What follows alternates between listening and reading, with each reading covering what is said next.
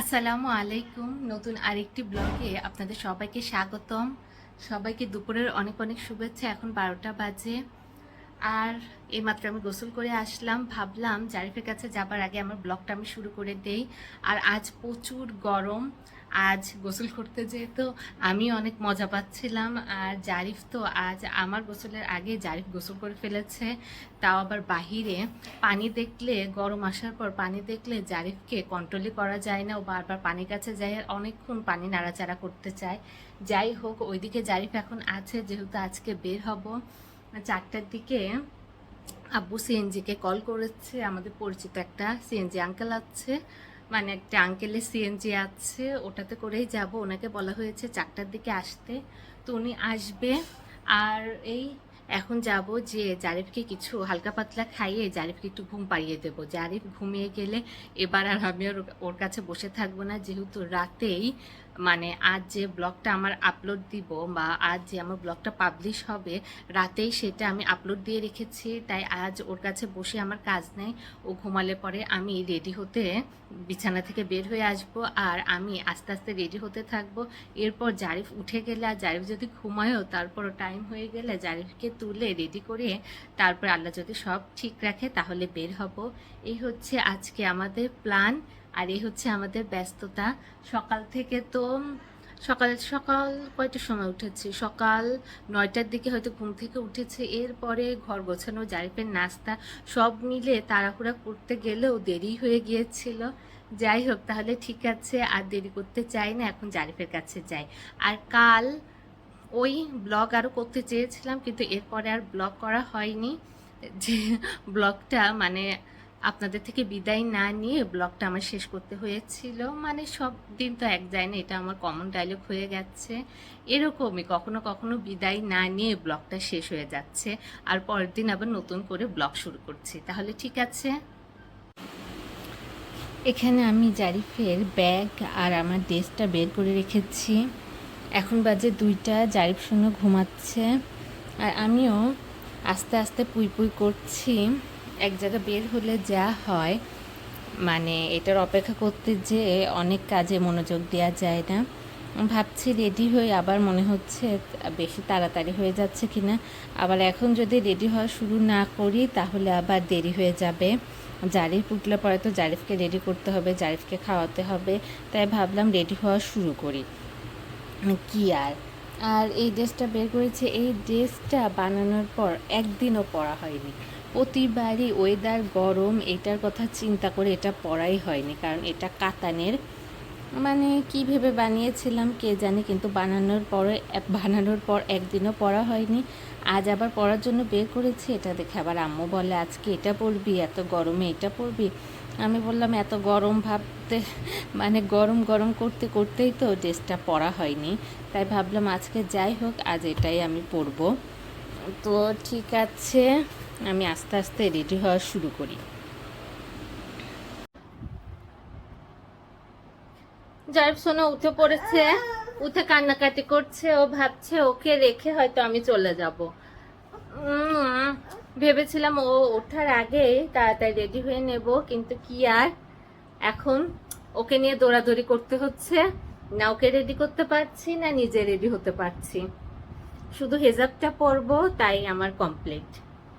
সোনা বাচ্চা, সালাম দিয়ে দাও তো, সালাম দাও, এই যে দেখে দাও, বলে আসসালামু আলাইকুম। কোট বাসা আমার।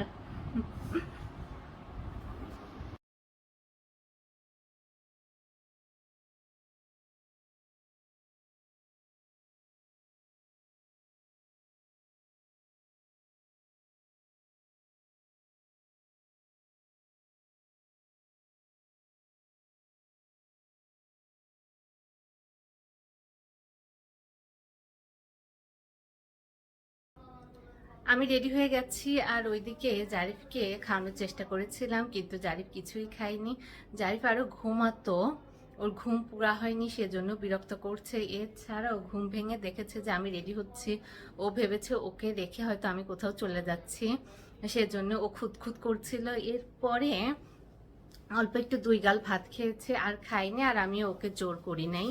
এখন ওইদিকে তার নানা ভাইয়ের রুমে আছে, আমি এদিকে আসলাম ওর জামা কাপড় নেবার জন্য। তাহলে যাই, আস্তে আস্তে ওকে রেডি করাই। 3:30 বেজে গেছে। 4টার সময় আমাদের সিএনজি কে কল করা হয়েছে, আসার কথা আছে 4টা, মানে একভাবে কথা বলতে গেলে কথা জড়িয়ে যায়। তো যেটা বলছিলাম, 4টা বাজে সিএনজি আসতে বলেছি, তাই এখন তো 3:30 বাজে।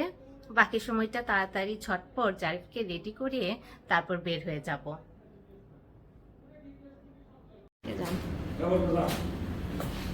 চলো চলো চলো চলো চলো। কি এটা নিতে পারবে? এটা এটা না, ওটা ওটা না, ওটা না, এটা না, নাও। চলো চলো চলো আসো। ধরো।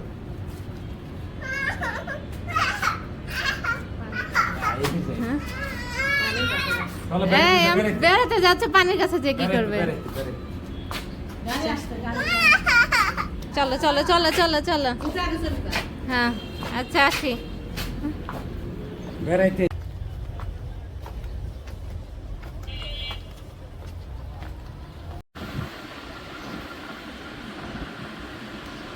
জারিফ সোনা, কি করছো? খেলা করছো? সোনা বাচ্চা, কি করছো? খুশি বাচ্চা। এখন আমি আর জারিফের নিপা খালামণি বিছানায় শুয়ে আছি, আরাম করছি। যে গরম, এই ফ্যানের বাতাস ছেড়ে যেতে ইচ্ছে করছে না। আর জারিফের 2 ভাইয়া, লাজুক ভাইয়া দুটো সামনেই আসছে না। জারিফ তো একা একা বসে বসে খেলাধুলা করছে।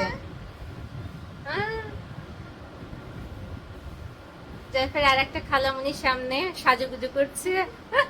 জারিফ দেখে তাই বলছে, তাকে না দেখে সে নিজেকে আয়নায় দেখছে কেন? হ্যাঁ। আর ওইদিকে আরেকটা খালামণি তো কাজ করতে করতে শেষ। আমরা তো তাকে ভেজালে ফেলে দিছি এই গরমে। এখন সে রান্নাঘরে ব্যস্ত। আর আসার সময় বলেছিলাম পরিচিত সিএনজিতে করে আসব, কিন্তু লাস্ট মোমেন্টে উনি বললো যে আসতে পারবে না। ভাগ্যেশ আব্বু পাশে ছিল, এরপরে আব্বু আমাদের একদম বাসা পর্যন্ত নামিয়ে দিয়ে গেছে। তারপরে আমরা এখানে আসলাম। এসে ফার্স্টে তো জারিফ ভয় পাচ্ছিল, নতুন জায়গা। তারপরে আস্তে আস্তে স্বাভাবিক হয়েছে, এখন খেলাধুলা করছে। অনেক খেলনা দিয়ে গেছে, খেলনা দিয়ে এখন খেলাধুলা করছে। করছো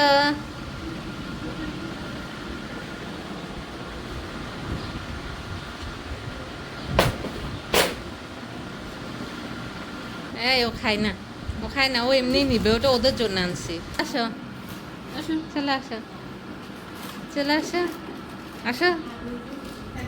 ওই যে ও চলে যায়। Tata Zarif, tata.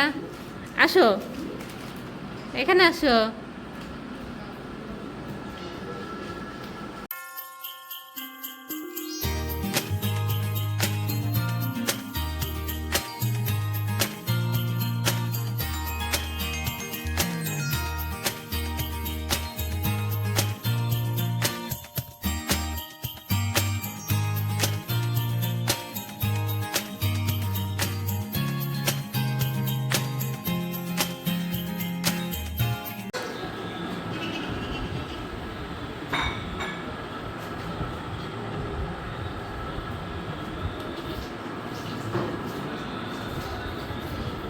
সবাইকে একদম ব্যতিব্যস্ত করে দিয়েছি।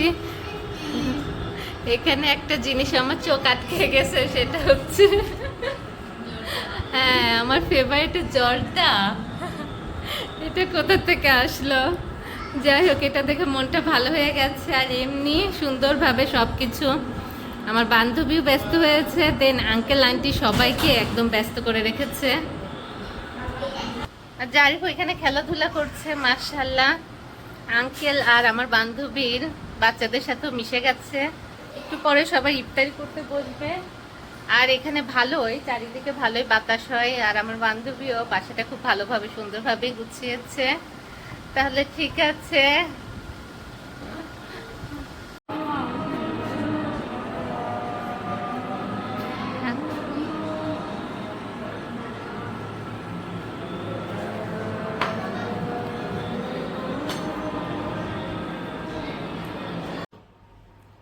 এখন 9:30 বাজে আর এই মাত্র বাসায় চলে আসলাম।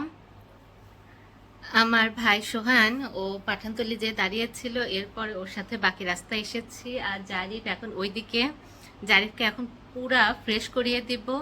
আর জারিফ তো ভালোই শেষের দিকে সবার সাথে মিশে গিয়েছিল, পরে তো আর আসতে চাচ্ছিল না, মানে ওদের সাথে খেলতে চাচ্ছিল। তাই যাই হোক, মাশাআল্লাহ জারিফও ভালোই এনজয় করেছে। আর শেষে শুধু ইফতারি না, ইফতারির পরে চিকেন বিরিয়ানি করেছিল আন্টি, তো ওইটা পরে ফুল ভরপেট আমার বান্ধবী খাইয়ে দিয়েছে, আমি খেয়েছি, আমার আরেকটা বান্ধবী খেয়েছে, দেন জারিফকেও একটু খাইয়ে দিয়েছি। সবাই খেয়ে দিয়ে পেট ফুল করে এরপরে এসেছি। আবার খাওয়া দাওয়ার পরে বারবার চা খেতে বলছিল আঙ্কেল অ্যান্ড ভাইয়া, মানে হচ্ছে আমার বান্ধবীর হাজব্যান্ড বারবার বলছিল যে ওদের চা দাও চা দাও। আঙ্কেলও বারবার এসে বলতেছিল ওদের চা দে চা দে, কিন্তু আমরা দুই বান্ধবী চা খাই না। তাই আমাদের বান্ধবী নিপাকে বললাম যে থাক, চা করতে হবে না, আমরা কেউই চা খাই না, তুই বসে কথা বল। কিন্তু বাসায় কাউকে ডাকলে পরে কি আর বসা যায়? ও বারবার দৌড়াদৌড়ি করছে, খাবার দিচ্ছে, দেন ওগুলো গুছাচ্ছে, এগুলো নিয়ে ব্যস্ত আছে, আবার একটু বসে আমাদের সাথে আড্ডা দিচ্ছে। যাই হোক, আমার বান্ধবীর বাসায় যে খুবই ভালো লাগলো। অনেক দিন পর 3 বান্ধবী দেখা করলাম, সময়টা খুবই ভালো কেটেছে। শুধু আমরা না, আমাদের বাচ্চারাও দেখা করেছে, ওরাও সবার সাথে মিশে গিয়েছে, খেলাধুলা করেছে, আর খাওয়া দাওয়া সবই খুব মজার ছিল, খুবই এনজয় করেছি। এছাড়াও আঙ্কেল আন্টি সবাই অনেক ভালো, সবার সাথে দেখা হয়েছে। আমার বান্ধবী তো বারবার বলছিল আমি আম্মুকে কেন নিয়ে আসি নাই, বারবার বলছিল আন্টিকে কেন নিয়ে আসিস না। আমি বললাম যে বাসায় অনেক কাজ থাকে, আম্মু আবার পরে আসবে, তোরাও অবশ্যই আমাদের বাসায় যাবি। তাই সব ভালোভাবে ঈদটা শেষ হয়ে যাক, আল্লাহ যদি চায় তাহলে ঈদ শেষ হলে হয়তো আবার সবার সাথে দেখা হবে। তাহলে ঠিক আছে, এখন যাই, তাড়াতাড়ি ফ্রেশ হয়ে নেই, ফ্রেশ হয়ে জারিফকে ভালোভাবে ফ্রেশ করিয়ে দিয়ে এখন ওকে ঘুমানোর জন্য নিয়ে আসি, কারণ 9:30 বেজে গেছে। তাহলে এই ছিল আমার আজকের ব্লগ। তাহলে দেখা হচ্ছে আবার আপনাদের সাথে পরের ব্লগে। সবাই ভালো থাকবেন, সুস্থ থাকবেন, আল্লাহ হাফেজ।